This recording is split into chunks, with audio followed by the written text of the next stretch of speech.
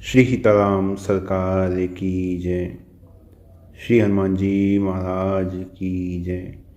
श्री गौरी शंकर भगवान की जय। श्री अयोध्या धाम की जय। श्री सरयू महारानी जी की जय। सब संतन की जय, सब भक्तन की जय। जय जय श्री सीताराम। कल का जो शरणागति के प्रसंग था वो समय अधिक होने के कारण बीच में ही छोड़ना पड़ा था,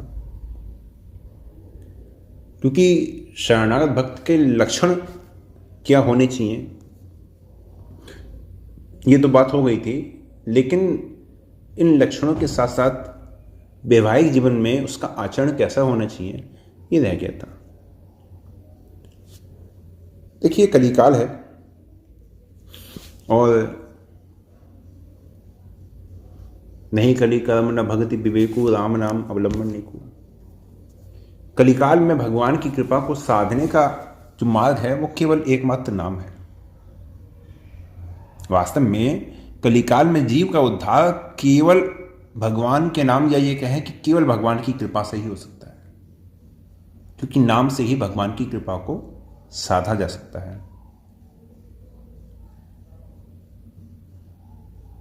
साधन जो कहे गए हैं, कर्म योग, ज्ञान योग, भक्ति योग, अष्टांग योग, लय योग, हठ योग, राजयोग, मंत्र योग, जितने भी साधन कहे गए हैं वो सब भगवान के द्वारा और भगवान के तत्व को जानने वाले जो महापुरुष हैं उनके द्वारा प्रकट किए गए हैं। भगवान के द्वारा, या फिर जो भगवान की कृपा से भगवान के तत्व को जानने वाले हैं उनके द्वारा वो साधन प्रकट किए गए हैं। अर्थात उन सब साधनों में भी जो मूल है वो भगवान की कृपा है। जो शरणागत भक्त है, शरणागत भक्त को तो चिंता कभी करनी ही नहीं चाहिए, किसी भी प्रकार की चिंता नहीं। हम शरण में हो गए, हमने एक बार बोल दिया ना कि हम शरण में हो गए, हमने स्वीकार कर लिया हम शरण में हो गए।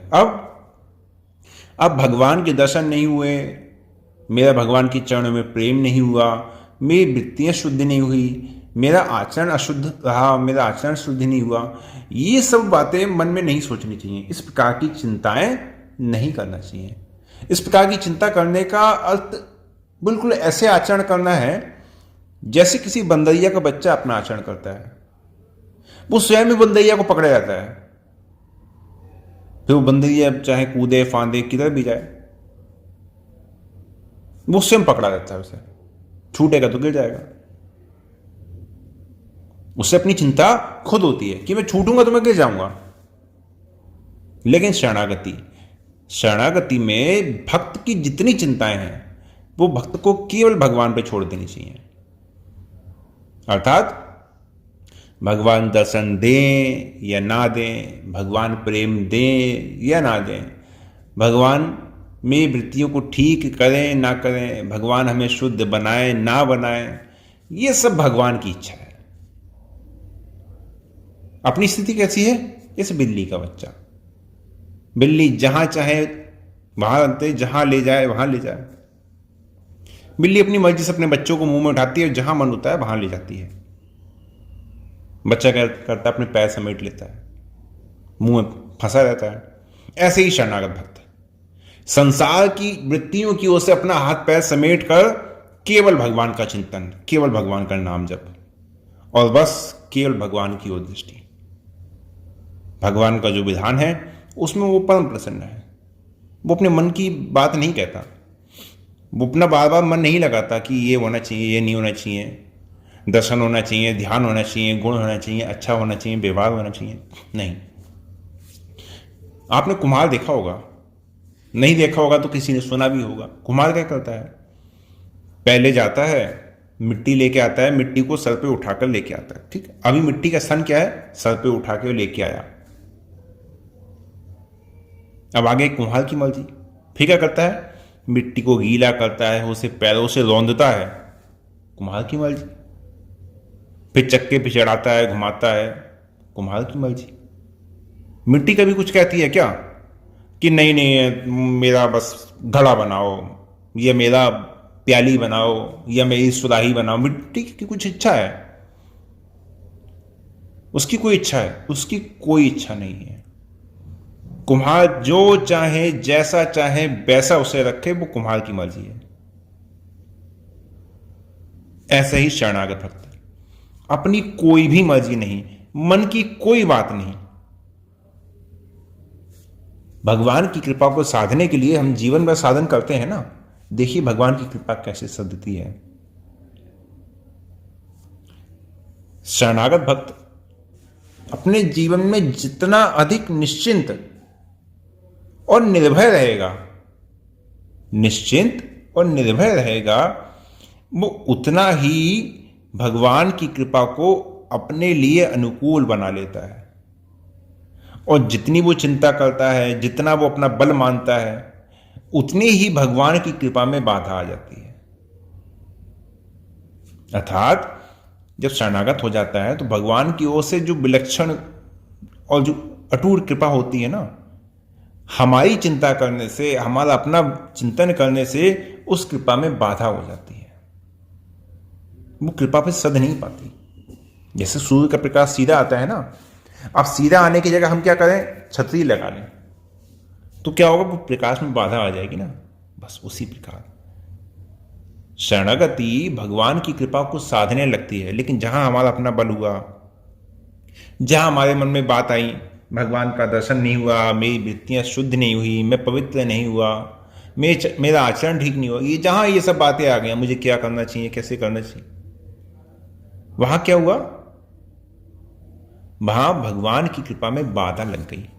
अब आप लोग सोचें, अरे ऐसे कैसे, कुछ ना कुछ तो हम लोग कुछ ना कुछ कब से कर रहे हैं।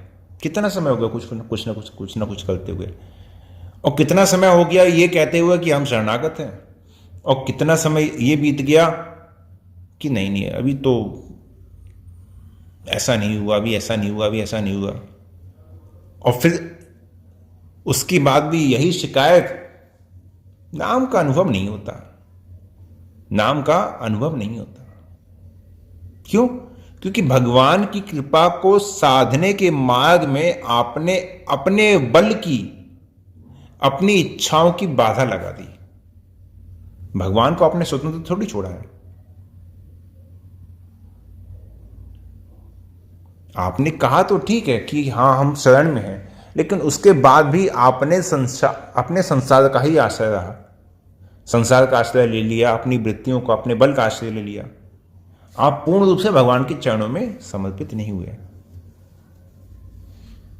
मछुआरे देखिए ना, मछुआरे क्या करते हैं, जब मछलियों को पकड़ते हैं तो नदी में जाल डालते हैं, जाल के भीतर मछलियां पकड़ी जाती हैं। लेकिन उसी बीच जब वो जाल डालने वाला है, उस बीच कोई मछली आके मछुआरे के पैरों के पास आ जाए तो क्या वो पकड़ी जाएगी? वो जाल में फंस जाएगी? वो नहीं फंसेगी, वो नहीं पकड़ी जाएगी। ऐसे ही ये संसार है, भगवान की माया है। ऐसे ही संसार में ममता करके जीव फंस जाते हैं और फिर जन्म लेते रहते हैं, मरते रहते हैं, जन्मते रहते हैं, मरते रहते हैं। लेकिन वही जीव जब भगवान के चरणों की शरण हो जाए तो भगवान उसी मायासु से निकाल लेते हैं। मामेव ये प्रपद्यन्ते माया मेताम तरन्ति। जो मेरी शरण हो जाएगा उसको मैं माया से उबार लूंगा। ये दृष्टांत वैसे तो पूरी तरह ठीक नहीं है, क्योंकि जो मछुआरा रहता है उसका जो भाव रहता है वो मछलियों को पकड़ने का रहता है, लेकिन भगवान का भाव जीव को फंसाने का नहीं है। भगवान का जो भाव है वो जीव को निकालने का है, जीव के उद्धार का है। तभी तो कहते हैं सर्वधर्मान परित्यज्य मामेकं शरणं व्रज। सन्मुख हो ही जीवो ही जब ही जन्म कोटि अग्नासी तभी। भगवान तो निकालने के लिए है कि ये बाहर निकले इस संसार से। जहां देखिए भगवान के प्रति प्रेम होगा, लोग कहते हैं भगवान के भक्तों के पास बड़ी संपत्ति की समस्या होती है। देखिए जहां भगवान का प्रेम होता है ना, वहां जो भगवती लक्ष्मी हैं, जो भगवान से अभिन्न रहने वाली हैं, वो साथ ही साथ चली आती हैं। और जहां केवल धन की इच्छा होती है, वहां लक्ष्मी जी के साथ भगवान भी आ जाए, ये कोई नियम नहीं है। भगवान आएंगे तो लक्ष्मी जी आएंगी, ये तो नियम है। लेकिन लक्ष्मी जी आ जाए, भगवान भी आ जाए, ये नियम नहीं है। एक बार सीता जी, राम जी और हनुमान जी जंगल में एक वृक्ष के नीचे बैठे हुए थे। तो उस वृक्ष की शाखाओं और टहनियों पर एक लता थी। लता में बड़े सुंदर पुष्प और पत्तियां सब बड़े सुंदर लगे हुए थे, नई नई कोपलें निकल रही थी। तो जब नए नए पत्ते निकलते हैं तो वृक्ष उसमें बड़ा सुंदर लगता है। तो उस वृक्ष की बड़ी शोभा हो रही थी। तो देखकर राम जी ने हनुमान जी से कहा कि देखो हनुमान, ये लता देख रहे हो, ये कितनी सुंदर है। वृक्ष के चारों ओर छाई हुई है ना, बड़े सुंदर फल हैं, फूल हैं, हरी हरी पत्तियां हैं। इस वृक्ष की कैसी शोभा हो रही है। और इतना ही नहीं, इस वृक्ष के कारण ये आसपास का जो स्थान है, ये भी बड़ा मुझे मनोरम लग रहा है, बड़ा सुंदर लग रहा है। ये लता धन्य है। अब राम जी के मुख से जब लता की प्रशंसा सुनी तो सीता जी बोली हनुमान जी से, देखो बेटा हनुमान, तुमने ध्यान दिया या नहीं दिया? देखो इस लता का ऊपर चढ़ना, फूल से पत्तों से छा जाना, फिर इसके तंतुओं को फैल जाना, ये सब कब है और ये कब तक है? ये तब है जब ये वृक्ष के आश्रित है। वृक्ष के कारण ही तो ये सब है। इस लता की जो शोभा है वो भी वृक्ष के कारण है। तो मूल में जो महिमा है वो तो वृक्ष की है ना, क्योंकि इन सब का आधार वृक्ष है। भाई वृक्ष नहीं होगा तो इस लता का क्या महत्व, कैसे छाएगी?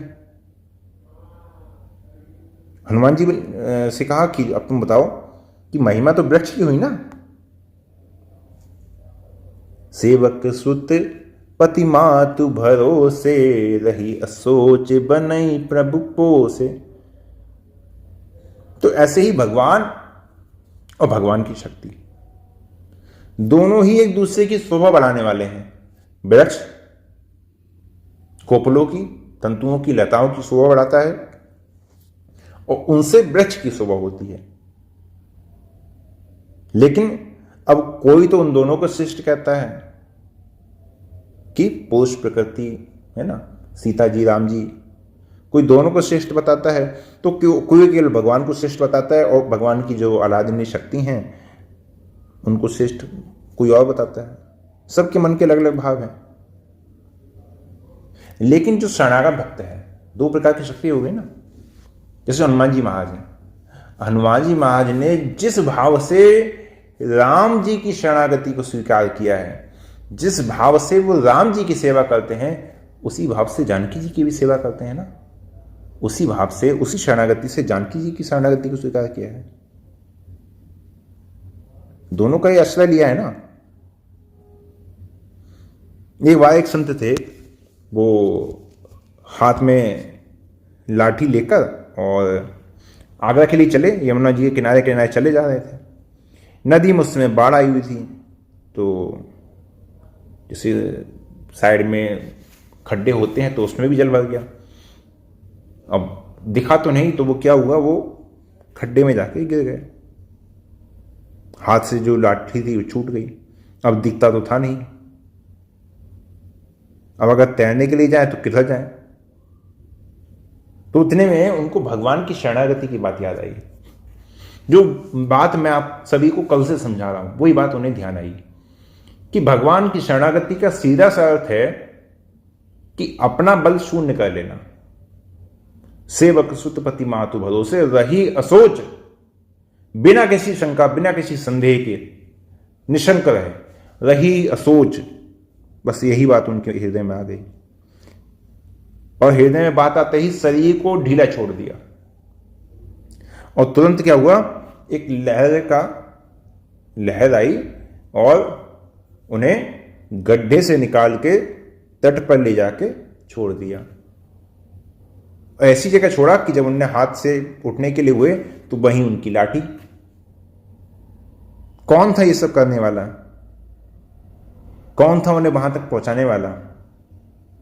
सेवक सुत पति मातु भरोसे। जब केवल एक उसका आश्रय हो जाता है ना, तो कर्म सदा तिनके रखवारी जहीं बालक राखे महतारी, तो फिर रक्षा करने का उत्तरदायित्व उस पर हो जाता है।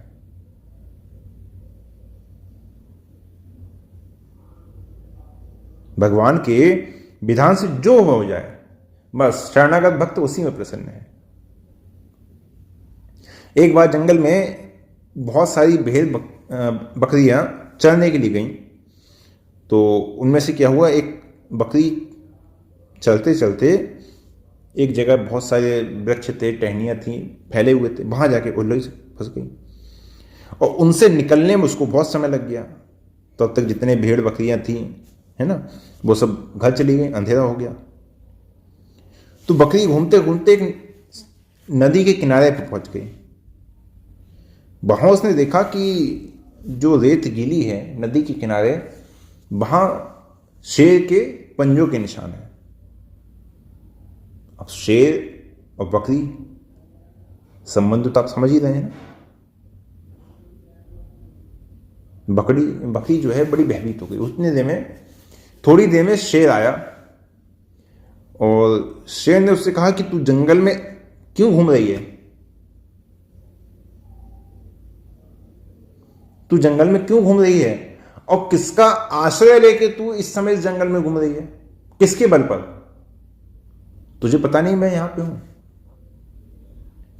बकरी ने कहा कि मुझसे कुछ कहने से पहले ये चरण चिन्ह देख लेना, फिर बात करना।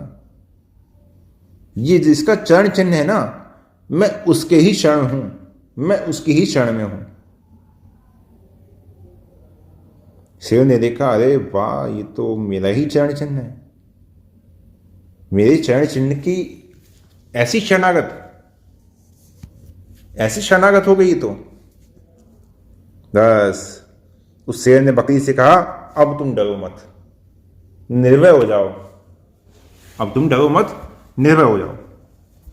रात में जल पीने के लिए हाथी आया तो शेर ने हाथी से कहा कि देख, तू इस बकरी को अपनी पीठ पर चढ़ा दे, इसको जंगल में चरा के लाया कर और अपनी पीठ पर ही रखा कर, नहीं तो तू जानता नहीं मैं कौन हूं, मार डालूंगा। शेर की बात सुनी हाथी घबरा गया। सूंड से बकरी को पीठ पे चढ़ा लिया।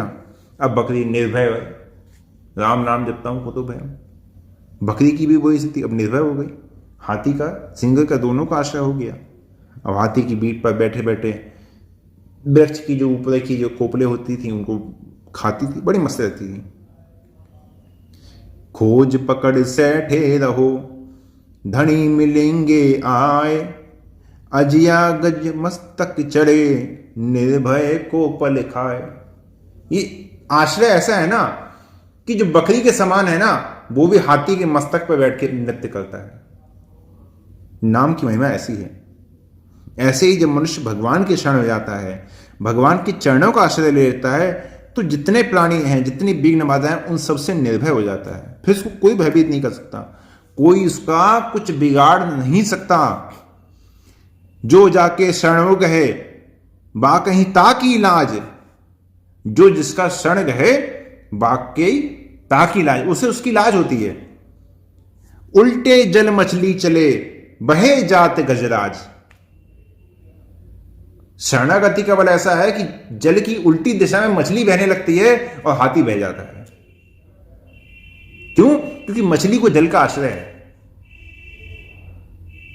मछली को जल का आश्रय है। तो भगवान के साथ भाव कुवाव अनक आलसु, काम से, भय से, क्रोध से, स्नेह से, किसी से भी संबंध जोड़ा जाए, वो संबंध जीव का कल्याण करने वाला ही होता है। किसी प्रकार से भगवान से संबंध जुड़ गया तो भाई समझ लो फिर उद्धार हो गया। और जिसने भगवान के साथ संबंध नहीं जोड़ा, वो चाहे जैसे भी हैं, फिर वो भगवत प्राप्ति से इस कलिकाल में वंचित रहने वाले हैं। क्योंकि इस कलिकाल में भगवान की प्राप्ति का दूसरा ऐसा कोई सरल सहज सबल मार्ग नहीं है। एक भरोसो, एक बल, एक आश्वास, केवल भगवान की शरणागति, भगवान के नाम का आश्रय और भगवान की कृपा पर विश्वास। बस इतनी सी बात है। और आज के लिए यहीं विश्राम देते हैं। जय जय श्री सीताराम।